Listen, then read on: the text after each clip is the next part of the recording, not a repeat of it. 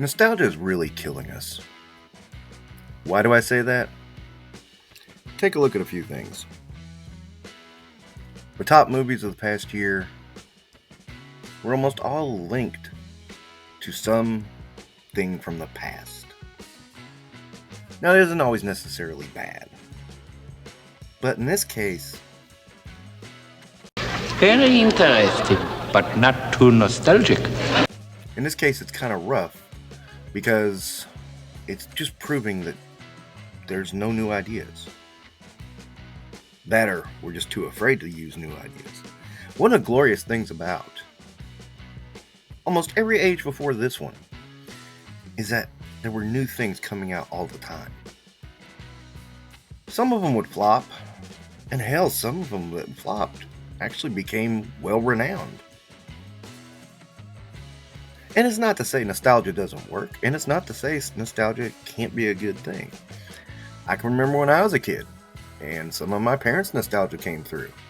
Flash Gordon, Buck Rogers, Lone Ranger, Tarzan, all that stuff, and it all worked. Mostly because they did what we now call reboots, and they tried something new and different. Did it always work? Worked more than it didn't. So why isn't it working now? Well, part of it is we're so bereft of ideas, and when I say we, I mean the system is so scared of ideas, they won't even try something new. Nope, let's do it the same old way.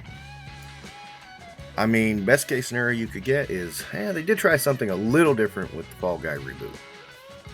But really, it wasn't that different. And honestly, I don't think it was that good. Never mind the fact that, in all honesty, writing is garbage. Non-canon canon is the best kind of canon. It was a cannon! It was definitely a cannon. I don't know what happened. I'm not sure if the writers lost creativity or if the executive said, no, we can't go outside the lines. I'm leaning to the executive saying we can't go outside the lines. Either way, it's just not been good. In fact, it's been downright terrible. It stinks. I mean, you see it in just about everything. Look at G.I. Joe. They're scared to do anything else. They tried one thing, a video game most people didn't even know existed. And then, okay, no, we can't do new designs. We have to do the old designs. That's your one shot, your one attempt. Oh, I forgot the shitty Snake Eyes movie. But nobody liked that. It was back in a disgusting period known as the early 80s. Look again at Star Wars. I mean, let's face it, the only original idea to come out of that is Andor. Some people might argue the new Skeleton Crew, but really when you get down to it, it's like Goonies, Explorers, and everything else. It's a trap! Kind of tossed into a Star Wars world. That's the thing, if you go back and you look back at the days, let's take the Goonies for example. I'm sure there was a short little one-word elevator pitch, one-line elevator pitch to sell it. And I'm sure it went something like, it's kind of like the Lost Boys and Peter Pan, only a little more grounded in reality. And if you think about it, yeah, that's a good pitch. But when you watch the movie, it is a completely different idea. And the same with Explorers was probably the Goonies in space. And so on and so on. But all those movies had something different. All those movies might have had that similarity of, here's a bunch of kids going on an adventure. They're the same picture. But that's where the similarities ended. Now maybe I'll be proven wrong on this, and maybe Skeleton Crew will actually be the first original idea in a long time. I'm doubting it. I mean, don't get me wrong, I'm sure it's going to grab a couple of people in the fields, and some people are calling it the best TV show Disney Plus has done. Da-da-da. And yeah, it's too early to announce the death of cinema. But things are definitely changing. One of the top movies of last year was Planet of the Apes. It's in the top 10 highest grossing films of the year, and it is considered a flop because it didn't make enough money. How bad does it have to be when a flop is in the top 15 movies of the year? People aren't going to the theater anymore. It's too expensive, it's too time consuming, and it's annoying. Yes, the coof did change things. And some people are blaming, oh, well, it's because the theaters want to do blockbusters all the time. No, they just want to make money.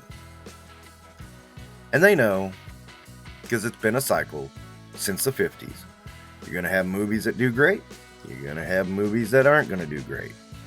But used to be, there was a balance between the ones that would try to make us do great versus the ones that, yeah, they're not going to be spectacular, but they'll make money. There's no more balance in that anymore. That is true. Mundane movies are kind of a thing of the past because there are no ideas. Because executives don't want to have ideas. They just want to keep churning out the same old and making money off of it until they can. And it's getting to the point that they can't. And they won't. Now, does that mean they're going to turn and try to find new ideas? Doubtful. We're at a funny time.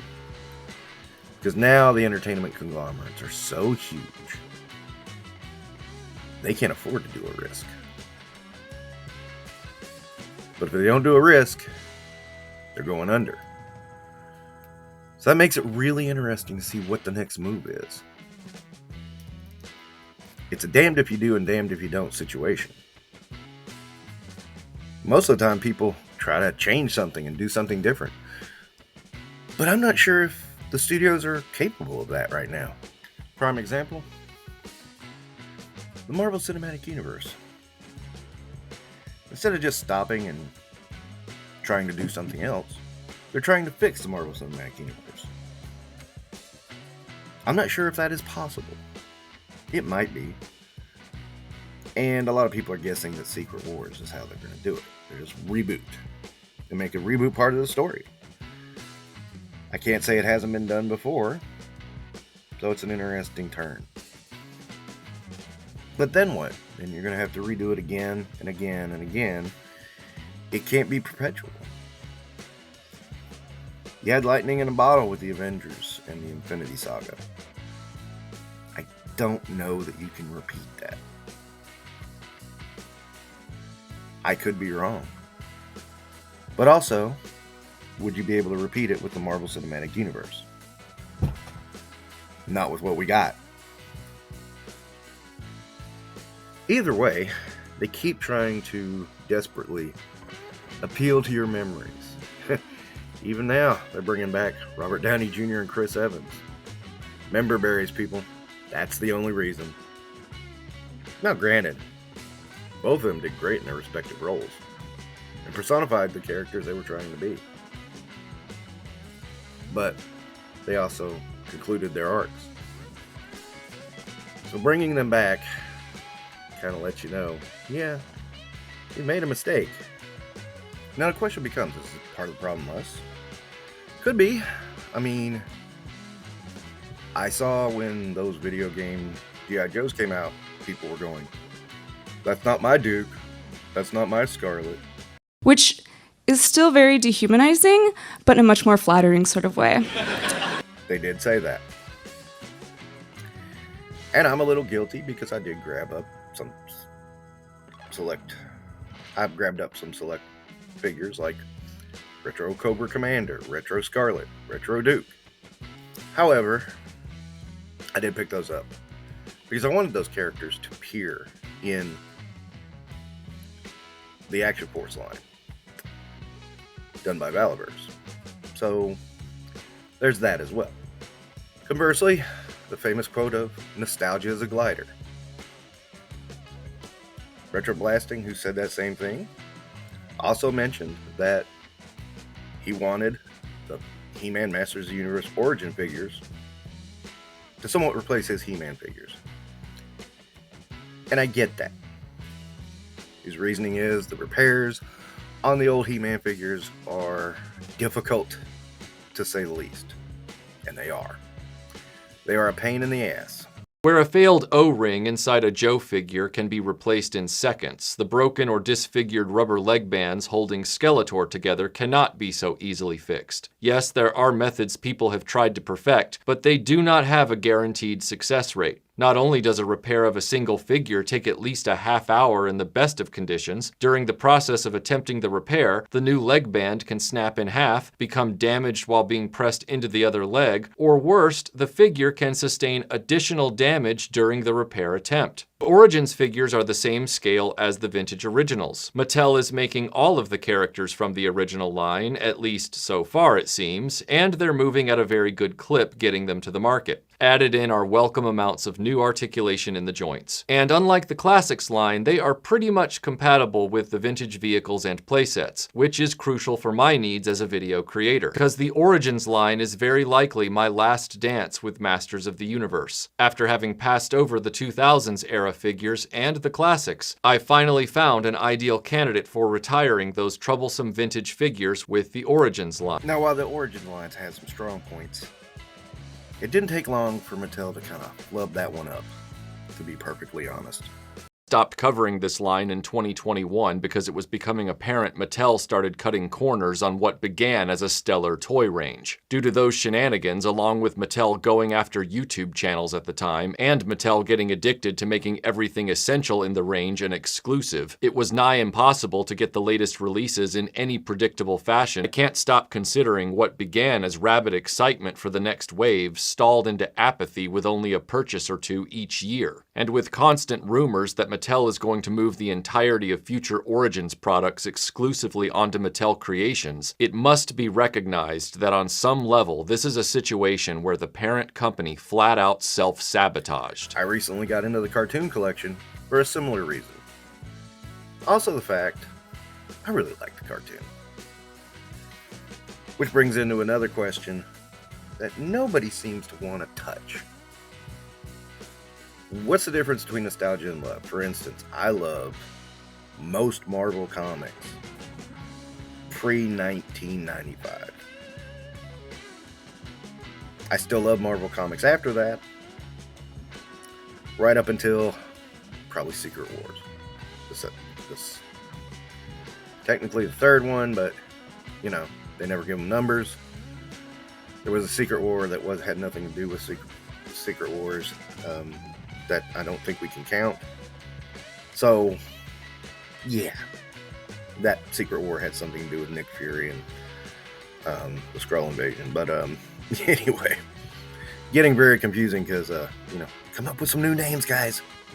But in saying that, I can say that the quality on Marvel Comics has gone down considerably since the third Secret War. You know, the one with Battle World and God Emperor Doom. It seems like all the comics are just bleh. They're just not good. And in saying that, I would rather have the action figures of the things I liked rather than the things I don't like. For instance, Spider-Man keeps going back to his old costume. Why? It works. It works well. Is that nostalgia or is it just what works? Nostalgia might be the black costume, because that was different and it's in a specific time frame. But the old red and blues always goes back to that. Same thing with Cap. Iron Man not so much, but red and gold has to be it. There are variations on suits that, yeah, I think they're good. But at the same time, that classic look always gets you.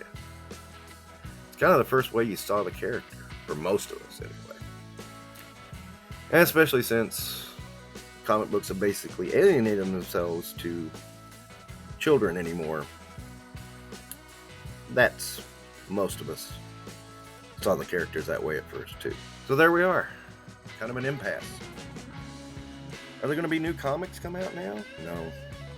I mean, I'm sure there are new comics, new superheroes. They're not going to hold the weight. What about movies? What about TV? Yeah, it's been a wasteland. This year was awful. This has been one of the worst years. And I thought after the character assassination of Indiana Jones, it couldn't get much worse. But it did. It got so much worse. And it boggles my mind to think it could get even worse. But watch. It might. Or maybe it just got so bad, maybe they're going to pull back. You just never know. You have to wait and see. And that's the frustrating part. Waiting and seeing. In the meantime, our entertainment landscape, it's just there. Don't ask questions. Just consume product and then get excited for next products. And the best things are just okay. As much as I want to praise Deadpool and Wolverine, it's just okay.